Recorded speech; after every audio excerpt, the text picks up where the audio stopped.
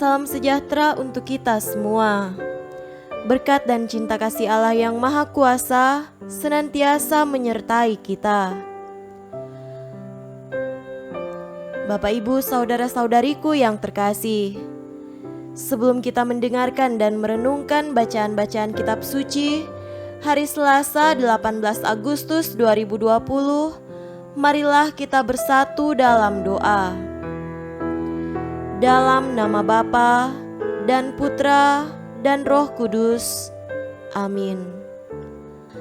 Allah Bapa Maha Luhur, semoga kami Kau jadikan rendah hati, dan semoga kami dapat bertobat berkat sabda-Mu.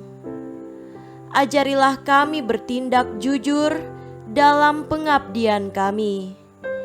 Demi Yesus Kristus Putra-Mu, Tuhan dan pengantara kami.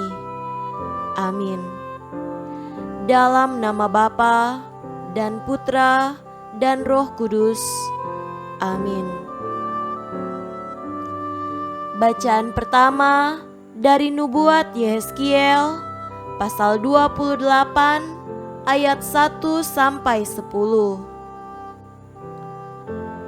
Maka datanglah firman Tuhan kepadaku, hai anak manusia, katakanlah kepada Raja Tirus, beginilah firman Tuhan Allah. Karena engkau menjadi tinggi hati dan berkata, Aku adalah Allah. Aku duduk di tahta Allah di tengah-tengah lautan. Padahal engkau adalah manusia, bukanlah Allah, walau hatimu menempatkan diri sama dengan Allah. Memang hikmatmu melebihi hikmat Daniel. Tiada rahasia yang terlindung bagimu.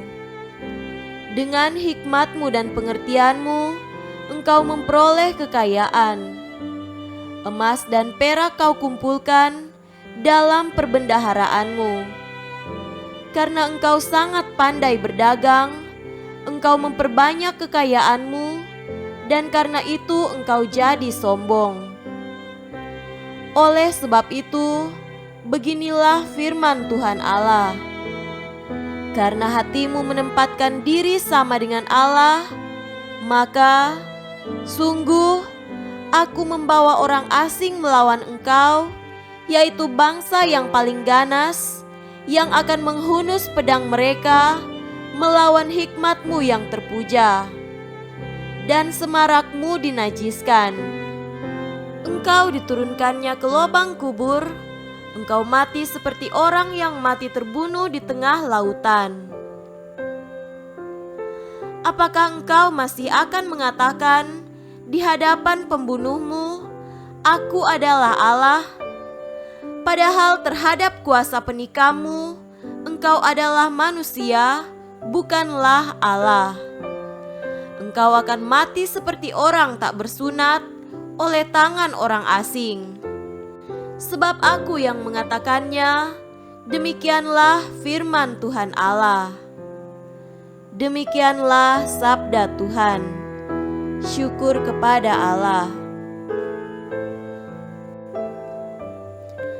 Tuhan beserta kita, sekarang dan selama-lamanya. Inilah Injil Yesus Kristus menurut Matius. Dimuliakanlah Tuhan. Injil Matius pasal 19 ayat 23 sampai 30. Yesus berkata kepada murid-muridnya, Aku berkata kepadamu, sesungguhnya sukar sekali bagi seorang kaya untuk masuk ke dalam kerajaan sorga. Sekali lagi aku berkata kepadamu, lebih mudah seekor unta masuk melalui lubang jarum daripada seorang kaya masuk ke dalam kerajaan Allah. Ketika murid-murid mendengar itu, sangat gemparlah mereka dan berkata, Jika demikian, siapakah yang dapat diselamatkan? Yesus memandang mereka dan berkata, Bagi manusia, hal ini tidak mungkin, tetapi bagi Allah segala sesuatu mungkin."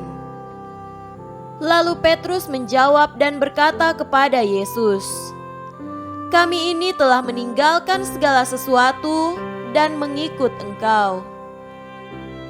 Jadi apakah yang akan kami peroleh?" Kata Yesus kepada mereka, "Aku berkata kepadamu, sesungguhnya pada waktu penciptaan kembali, apabila Anak Manusia bersemayam di tahta kemuliaannya, kamu yang telah mengikut Aku akan duduk juga di atas 12 tahta untuk menghakimi ke-12 suku Israel.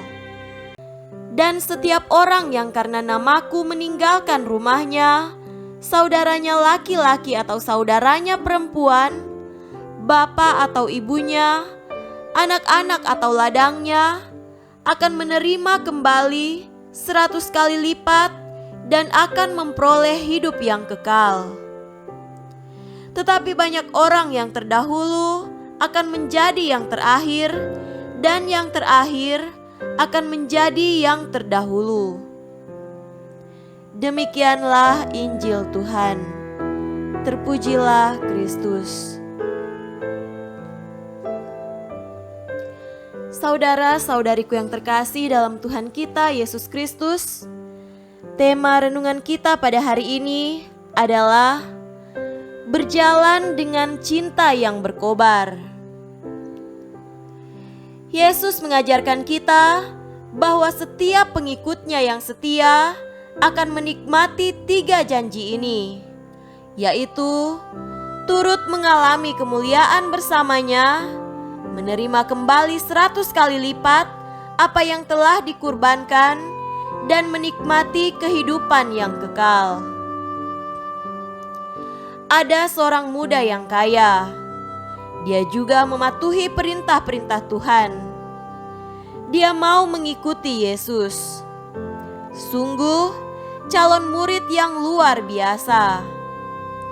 Tapi Yesus sendiri memintanya untuk terlebih dahulu menjual segala miliknya dan memberikannya kepada orang miskin.